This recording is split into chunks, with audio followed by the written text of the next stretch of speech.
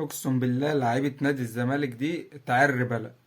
تعر بلد، ومجلس اداره فاشل، حتى فاشل ان هو يجيب حكم زي الناس. جايب لي حكم ايه؟ بين احبق الواحد عايز يرسل له على طول جيوش من حرف الخاء والدال والزال وكل حروف اللغه الابجديه. مش عارف الحكم الضلالي ده يا ابني انت. بشوف امك عامل زي الجطه البلدي قدام في ماتشات الاهلي وما تقدرش تتنفس.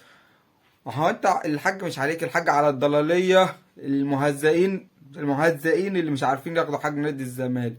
ولاعيبه نايتي وفرافير وطريه، عيال طريه كده. ايه يلا انت وهو عن ابو اللي لعبكوا كوره؟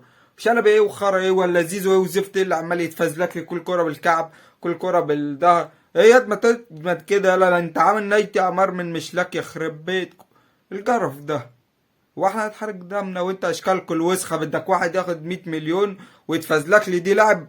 ما خدتش جايزه احسن لاعب، تاخد جايزه احسن لاعب ليه؟ عملت ايه لنادي الزمالك؟ كونفدراليه انت هننهطل على دماغ بعض؟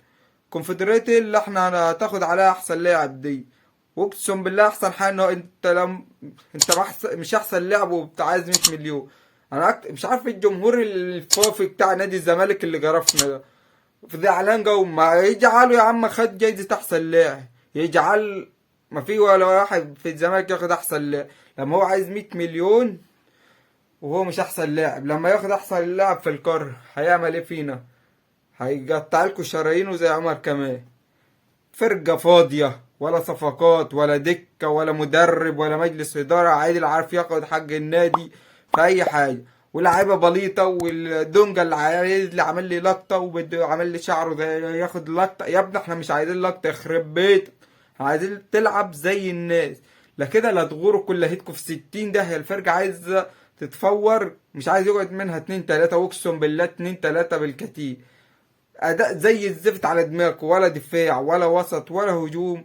ايه ده فرقه دي؟ هو الواحد واقف في المشكله، اقسم بالله الواحد واقف طولة الماتش على رجليه كده. طولة الماتش انا ذنبي؟ انا بتعب اكتر منكم، اقسم بالله اقسم بالله احنا بنتعب اكتر منكم يا اشكال قذر.